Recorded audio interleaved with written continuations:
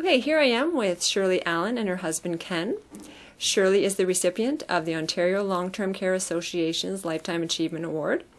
And I'm just going to ask you guys some questions regarding the award, and please share your thoughts. So Shirley, what did you think when you heard you had received this award? Well, I'm extremely grateful. I guess I will be forever. I think there are a lot of people that would also qualify if they were known about. But it's hard to qualify a lot of people at one time. But I do thank everyone for helping me out and answering these questions. And Ken, how about you? What were your thoughts? I'm always pleased when she gets an award because I know how hard she has worked at the various aspects of aviation, especially for women in aviation. Okay.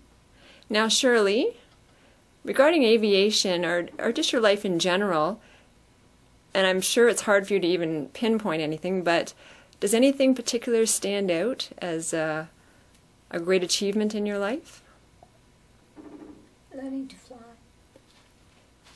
That has to be one of my greatest achievements. And again, I'm very grateful to people that have helped me in this particular avenue of my life. Okay. Ken, any more thoughts on that?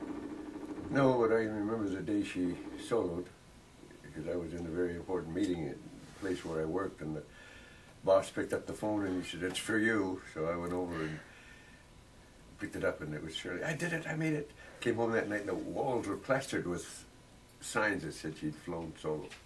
That's the way it affects people. It really is. It did affect her that way. I had soloed. Soloed, yeah. Flown the airplane all by herself. Yeah. Okay, so earlier we were talking about the movie you made for CBC with Daryl Dahmer. Yes. Do you have good recollections of that? Recollections for that? Yeah, what is your fondest memory of doing that? Of doing that? Yes.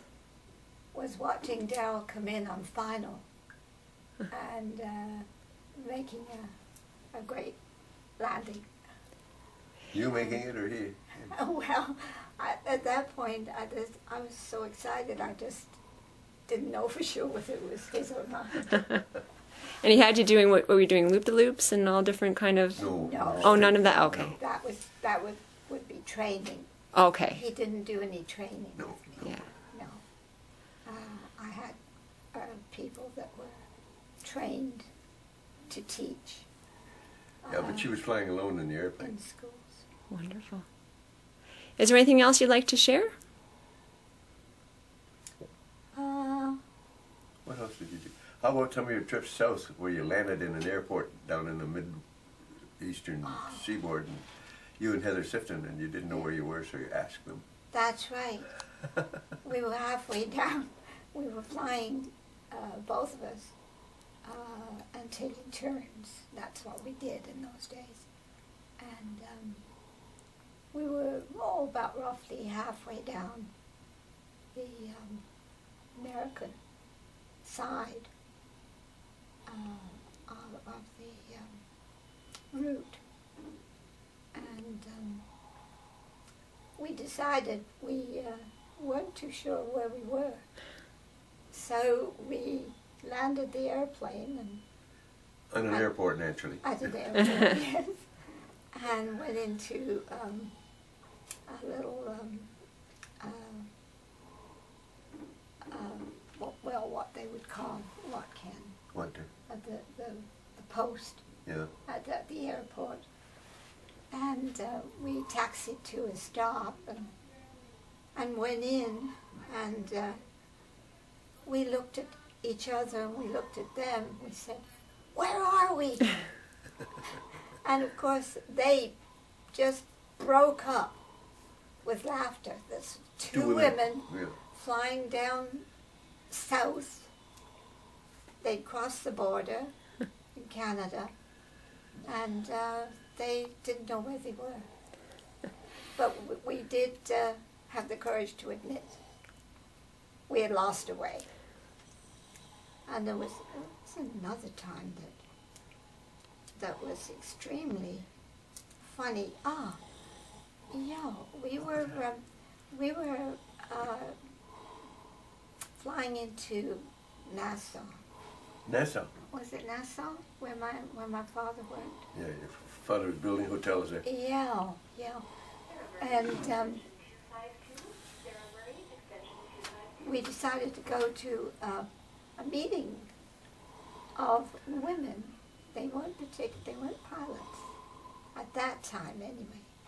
And we got together, and a whole bunch of us, and we went to this meeting, and the women all sat around, and there was a lot of giggling going on and a lot of talking going on. And the women looked at each other, and they'd been inspecting us. Inspecting, yeah. Yes, not expecting. and so we started to sort of make that an amusing little story that the women said, "Why, they don't look any different than us." And that we thought was hilarious. It was really funny, because of course we weren't any different. No. Just in our heads and training. That was the only way we were different. Great. Now, you've already said earlier that you were very grateful to receive the award. Is there anything else, like had you been at the ceremony to receive your award, that you might say to the audience?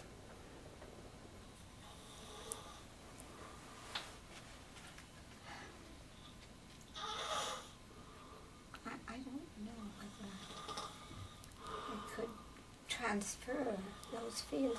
Mm-hmm. Not really. Okay. It's kind of hard.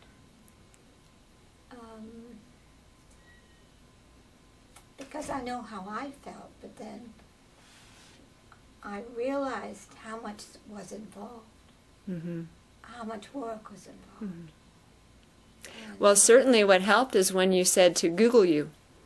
And when yes. you were Googled, That's right. there's a whole wealth of information there. Yes, that's true. I got to do that when I get home. And people have been very, very good about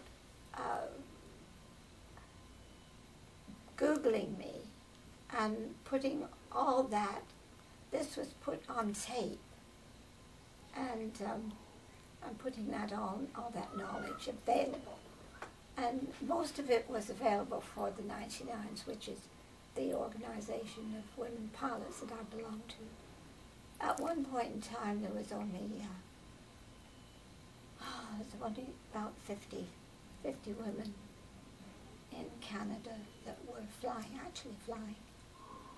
It was rather I shouldn't say exclusive, because it isn't exclusive. But rather an elite group of women that we were pleasured by flying and able to put information together, and it was great. Wonderful. Any last thoughts before we sign off? Oh, God. All these questions. Yeah. It's kind of hard to put everything out. I think one of the most exciting trips we had, bar none, was the one Ken and I made to St. Pierre Miquelon, which are the French islands that are on the coast of Canada. And that was an outstanding trip. A little scary time, but it was absolutely mind-boggling. Wonderful. Well, thank you very much for your words, and once again, Shirley, congratulations. I know you were very excited. We were very excited for you as well. And your family echoed their excitement as well when I notified them of your award. Okay, thank you very much.